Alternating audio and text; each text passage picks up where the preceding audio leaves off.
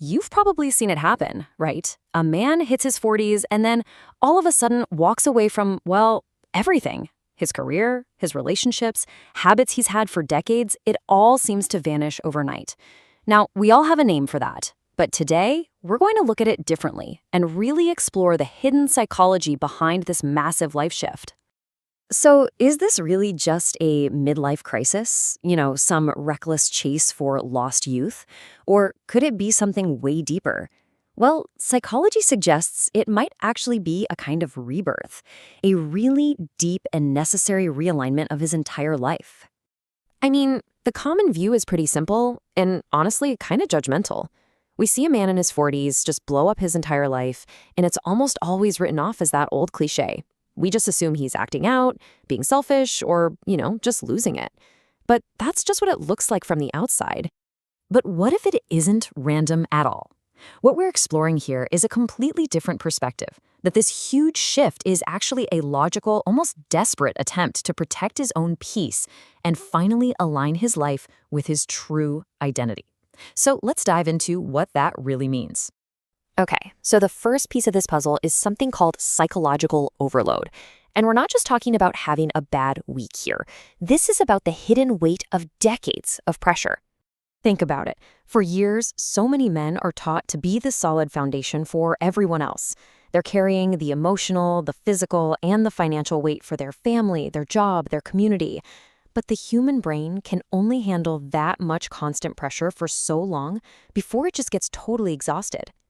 And when that extreme stress just keeps going and going, the brain does something pretty amazing. It shifts into protection mode. This isn't a breakdown, it's a self-preservation instinct kicking in. It's basically the mind screaming, "Stop, enough is enough. We cannot keep this up any longer." And this is where you see that huge disconnect between perception and reality. What looks to everyone on the outside like a shocking, reckless decision, on the inside often feels like a massive wave of relief, because sometimes the only way to escape that unbearable pressure is to just get away from its source. So that feeling of being completely overloaded, it leads directly into our next big idea, a sudden boundary awakening. This is the breaking point. This is that moment, that snap. It's when someone who has tolerated way too much for way too long finally just stops. It's the sudden, powerful realization that they just can't accept the draining jobs, the toxic people, or the disrespectful situations they've put up with for years. And believe me, this does not come out of nowhere. It's built on years and years of ignoring red flags, of allowing disrespect just to keep the peace, and giving one too many chances to jobs and people that have just drained them dry. It's a really slow burn that ends in a sudden explosion. And here we go again with the difference in perspective. What looks abrupt, sudden, maybe even harsh to outsiders is, on the inside, the complete removal of a toxic environment. It's a change that was probably decades overdue. Now, this boundary awakening, it often triggers something even deeper, a full-blown identity reset. This is all about finally aligning the person on the inside with the life they're living on the outside. So, an identity reset is what happens when a man looks around at this life he's built and realizes with this really deep discomfort that it doesn't match who he is anymore. The life he's living is just not compatible with the person he's actually become. And this quote just nails it, doesn't it? You can't just decide to act happier or more fulfilled one day. Real change has to come from a much deeper place. First, your identity shifts, and then your actions naturally start to fall in line with that new sense of self. This is such a crucial point in psychology. I mean, motivation comes and goes, right? And willpower gets exhausted. But your environment, that's constant. So if a man's current surroundings don't support the person he wants to be for the second half of his life, he knows a drastic change is really the only way to make that transformation stick. And you can see how it follows this really logical path. It starts with just a quiet, internal realization. Something's not right. That leads to this deep feeling of discomfort. Then you start to naturally pull away from old habits, maybe old relationships. And finally, the external world has to be radically changed to match and support that new person you've become.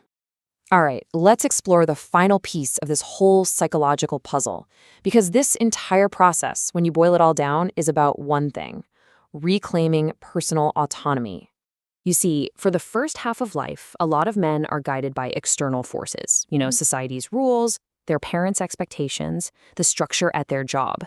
But at some point, that flips. The second half of life becomes about being guided by your own internal standards, by a personal code of what feels right and fulfilling to you. And let's be really clear about this. This is not a childish rebellion. It isn't about just breaking rules for the fun of it. It is a vital, totally mature shift towards self-governance.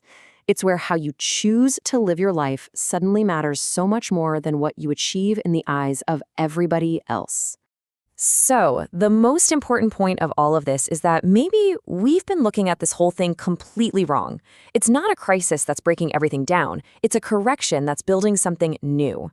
So, the next time you see a man in his 40s totally reinvent his reality, try to understand what's likely happening under the surface. He is waking up. He is setting boundaries that are probably decades overdue. He is courageously lining up his external world with his true identity. He's making a life correction, not having a life crisis. Which leaves us with one final, kind of provocative thought. It forces us to ask a whole different question. What if that dramatic change isn't the crisis at all? What if the real crisis is staying exactly the same and refusing to change?